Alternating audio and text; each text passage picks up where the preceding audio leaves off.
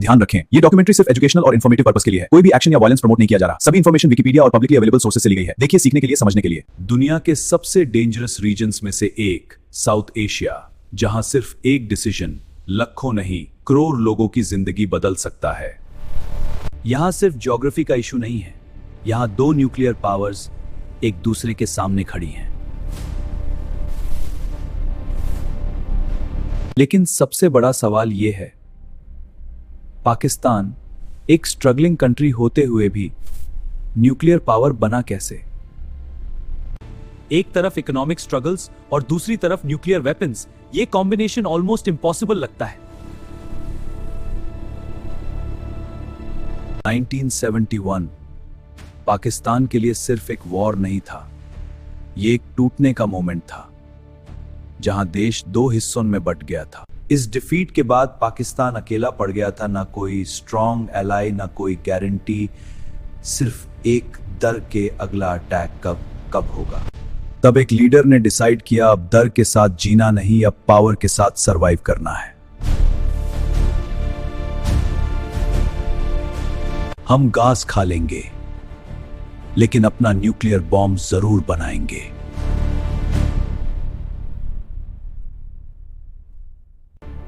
20 जनवरी 1970 एक secret meeting में पाकिस्तान का न्यूक्लियर प्रोग्राम ऑफिशियली स्टार्ट होता है।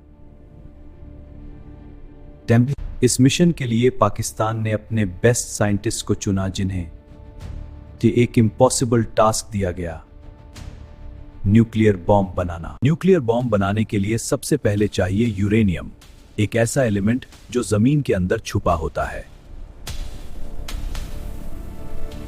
पाकिस्तान ने सिर्फ रिसोर्सेज ही नहीं, नॉलेज भी दुनिया से लिया।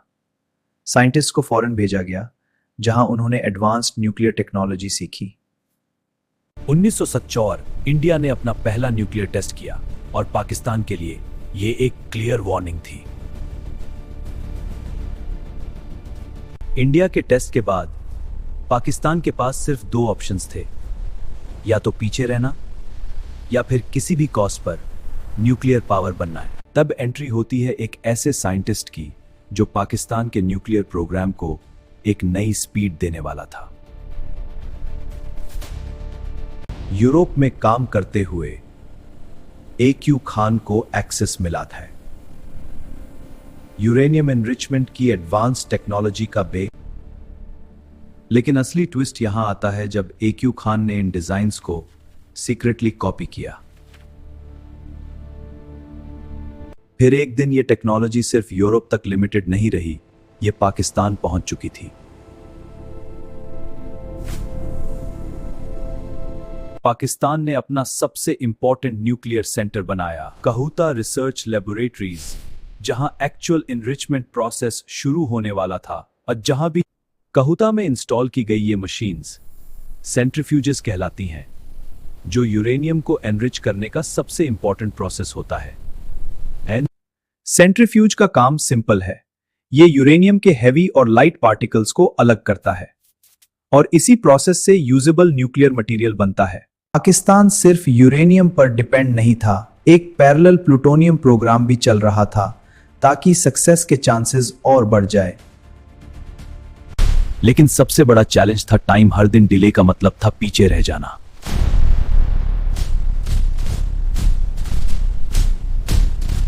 (1983 में पाकिस्तान ने एक कोल्ड टेस्ट किया, जिसमें न्यूक्लियर एक्सप्लोजन नहीं, सिर्फ बॉम्ब के मैकेनिज्म को टेस्ट किया गया। अब अलग अलग कंपोनेंट्स को जोड़कर एक कंप्लीट न्यूक्लियर डिवाइस बनाया जा रहा था, जिसमें हर पार्ट का रोल क्रिटिकल था।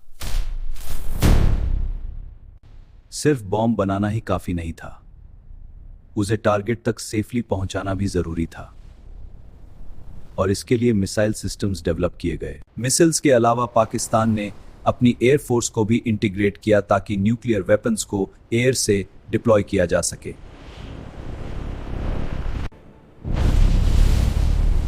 इंडिया ने एक नहीं मल्टीपल न्यूक्लियर टेस्ट्स किए, और पाकिस्तान के लिए यह फाइनल सिग्नल था। इंडिया के टेस्ट्स के बाद पाकिस्तान के पास सोचने का वक्त नहीं था, डिसीजन तुरंत लेना था।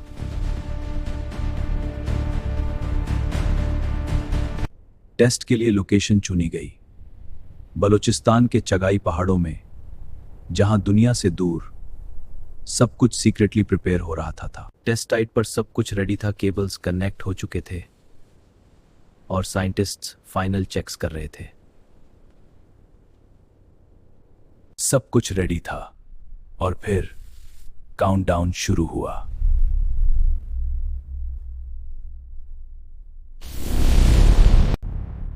उनतीस मई 1998 पाकिस्तान ने अपना पहला न्यूक्लियर टेस्ट किया और दुनिया की न्यूक्लियर पावर्स की लिस्ट में शामिल हो गया। यह सिर्फ एक टेस्ट नहीं था, पाकिस्तान ने टोटल 5 न्यूक्लियर एक्सप्लोजन्स किए अपनी कैपेबिलिटी प्रूव करने के लिए। इस टेस्ट के बाद दुनिया शॉक में थी। कई कंट्रीज ने पाकिस्तान पर सैंक्शंस लगा दिए और ग्लोबल टेंशन और बढ़ गया। इस मोमेंट के बाद पाकिस्तान ऑफिशियली एक न्यूक्लियर पावर बन गया और साउथ एशिया का पावर बैलेंस हमेशा के लिए चेंज हो गया। आज के टाइम में पाकिस्तान के पास एक सिग्निफिकेंट न्यूक्लियर आर्सेनल है, जिसमें वॉरहेड्स, मिसाइल्स और डिलीवरी सिस्टम्स शामिल हैं। न्यूक्लियर पावर सिर्फ ताकत नहीं, ये एक जिम्मेदारी भी है, जिसमें एक छोटी सी गलती दुनिया को बदल सकती है। ये एक ग्लोबल न्यूक्लियर अंडरग्राउंड था, जहां साइंटिस्ट, स्मिगलर्स और secret agents secretly connected the uranium और टेक्नोलॉजी का ट्रेड। सब कुछ हो रहा था दुनिया की नजरों से दूर और पाकिस्तान की एटॉमिक जर्नी एक्सेलरेट हो रही थी। 19 के पहले कोल्ड टेस्ट की तैयारी चल रही थी। हर साइंटिस्ट, हर मशीन टेंशन में, सब कुछ परफेक्ट होना चाहिए, एक गलती भी नहीं चलेगी। ये सिर्फ टेक्नोलॉजी का टेस्ट नहीं, ये एम्बिशन का प्रूफ था। बॉम्ब रेडी था, लेकिन डिलीवरी सिस्टम भी इक्वली जरूरी था। मिसाइल्स डिजाइन किए गए, ट्रैजेक्टरीज कैलकुलेट की गई, अब बला अटैक कैपेबिलिटी भी तैयार थी। बॉम्ब लैब में रेडी था, लेकिन अब एयरफोर्स के हाथों में ready to strike. Flight paths calculate हो चुकी थी, हर पायलट और इंजीनियर टेंस और रिस्पॉन्सिबिलिटी इमेंस थी। मिसाइल्स डिजाइन किए गए, रेंज कैलकुलेट हो गई, अब पाकिस्तान के मिसाइल्स इजीली इंडिया के मेजर टारगेट्स तक पहुंच सकते थे। यह सिर्फ डिफेंस नहीं, यह स्ट्रेटेजिक पावर का प्रूफ था। 28 इंडिया ने फिर न्यूक्लियर टेस्ट किया। पाकिस्तान के लिए ये सिर्फ अलार्म नहीं था, ये एक वेकअप कॉल था। डिसीजन टाइम आ गया था। हर साइंटिस्ट और मिलिट्री ऑफिसर टेंस के अलर्ट एक्टिवेट हुआ, इमरजेंसी मीटिंग स्टार्ट हुई। हर साइंटिस्ट और लीडर टेंस था, डिसीजन क्लियर था, रिस्पॉन्स प्लान तैयार करना था और लोकेशन फिक्स करना था। सब रेडी था, काउंटडाउन शुरू हुआ। हर साइंटिस्ट और इंजीनियर टेंस। ये मोमेंट सिर्फ पावर का नहीं, पाकिस्तान के लिए सर्वाइवल का था। हर रीडिंग चेक हुई, हर वायर और इंस्ट्रूमेंट कंफर्म हुआ है, सब रेडी था।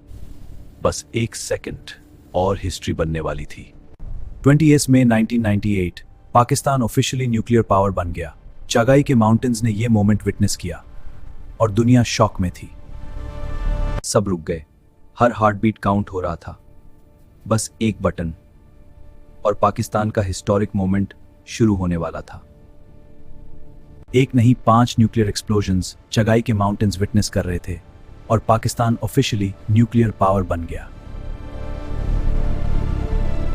ब्लास्ट के शॉकवेव्स सिर्फ डेजर्ट तक नहीं, पूरे रीजन में फील हुए और दुनिया ने रियलाइज किया पाकिस्तान ने अपनी पावर एस्टैब्लिश कर ली।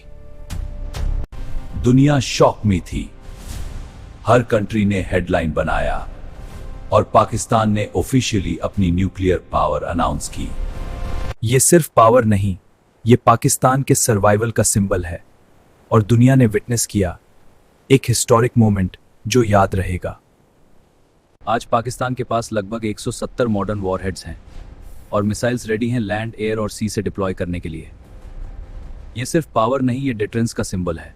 लैंड, एयर और सी तीनों प्लेटफॉर्म्स रेडी हैं। सेकेंड स्ट्राइक कैपेबिलिटी के साथ पाकिस्तान की न्यूक्लियर पावर कंप्लीट हो गई है। सेकेंड स्ट्राइक, अगर पहला अटैक हुआ तो पाकिस्तान के पास काउंटर रेडी है और यह है अल्टीमेट स्ट्रेटेजिक डिफरेंस।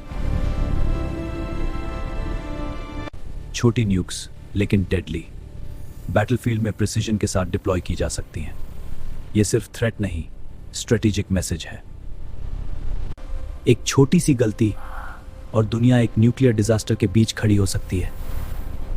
यह सिर्फ नंबर्स का नहीं, यह ह्यूमन सर्वाइवल का सवाल है। दुनिया के लीडर्स टेंस और worried, air millions of lives खत्म हो सकते हैं। यह सिर्फ पॉलिटिक्स का इशू नहीं, ये ह्यूमन सर्वाइवल का सवाल है। एक न्यूक्लियर वॉर सिर्फ सोल्जर्स नहीं, मिलियंस ऑफ इनोसेंट लाइव्स खत्म, डिस्ट्रक्शन के अलावा कुछ बचा ही नहीं। सिर्फ सोल्जर्स नहीं, इनोसेंट सिविलियंस और बच्चे सब इस खेओस में फंस गए। ये ह्यूमैनिटी का असली फेस है। रिजल्ट सिर्फ डिस्ट्रक्शन, सब कुछ खत्म, और ह्यूमैनिटी सिर्फ एकोज और साइलेंस में बची। इसलिए न्यूक्लियर वेपन्स का असली मकसद सिर्फ पावर नहीं, डर क्रिएट करना और वॉर को रोकना है।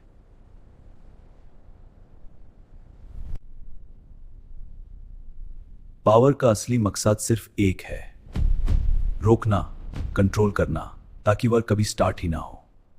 इंडिया और पाकिस्तान अभी भी फेस टू फेस, एक छोटी सी गलती और न्यूक्लियर वॉर स्टार्ट हो सकता है।